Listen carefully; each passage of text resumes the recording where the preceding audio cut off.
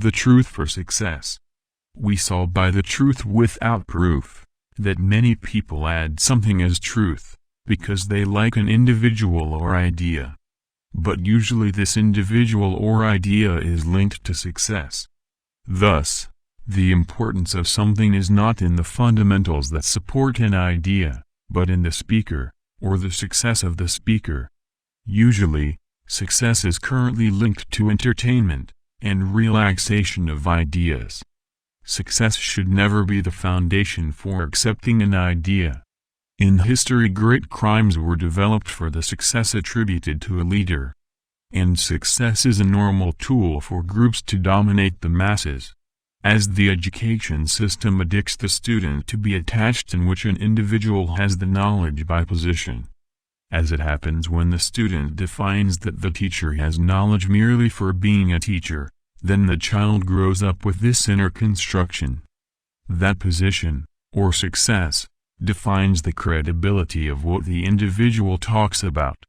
When credibility should be in the historical and physical evidence linked to what was said. Nowadays, we reap this educational error, when we see negationism. Denialism is nothing more than the acceptance of an idea, merely by accepting whoever says it, and not by scientific and historical grounds. Blaming the group is merely denialism as well. For if this group exists, it is because it was built socially. And to ignore how such a negationist group was built is also negationism. The ideology of relative truth is a clear foundation for denialism. If the truth is relative, then there is no denial.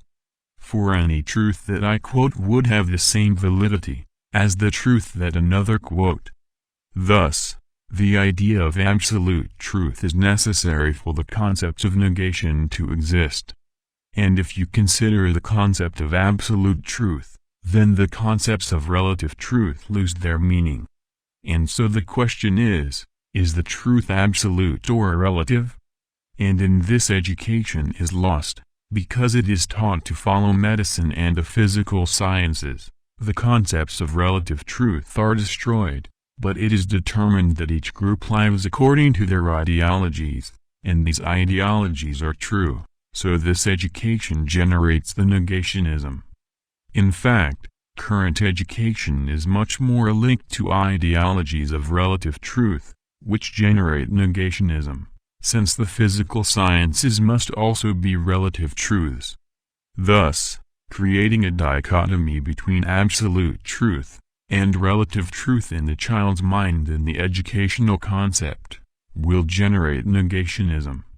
For who will be the judge of the absolute truth? He will say, what is absolute and what is relative? But with this dichotomy created by education, what remains is that social groups, formed by digital divisions, choose leaders who determine what is absolute and what is relative. In a way, these leaders are added to absolutes, based on relative.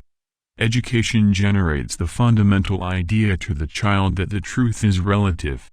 But when the child or young person enters the applications of life, reality demands absolute foundations from him. The work and income system, boss and obedience, money and purchasing power, power and suffering. When the individual reaches this stage, the concepts of the ideology of relative truth lose their meaning, given the generalized and almost worldwide direction of social systems.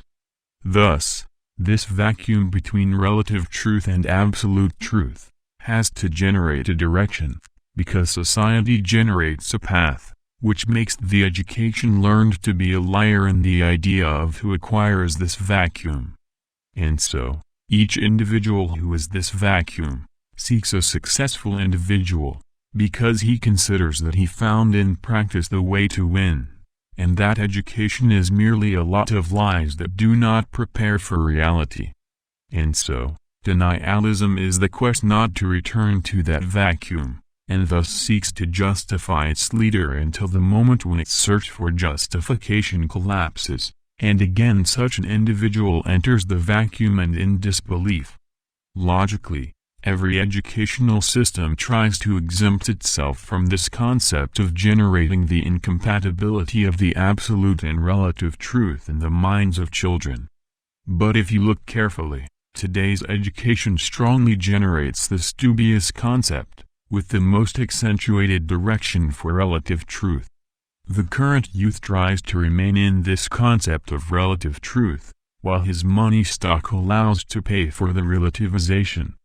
But when that stock runs out, and the young person or adult needs to fall into a system generated as an absolute, then great psychological suffering is created for that individual. Thus, such an individual acquires great dismay in life, or even serious psychological problems. But educating children that there is an absolute truth, and that we should all seek it, is not, and it does not seem to be the system that will be accepted. And in this way, the evolution of denialism will continue, and the formation of connected groups in which the truth will be defined by successful people. If you are looking for more content from different areas, visit the reformadorstacad.com website. News and detailed content can be found with system of research and organization of text and video.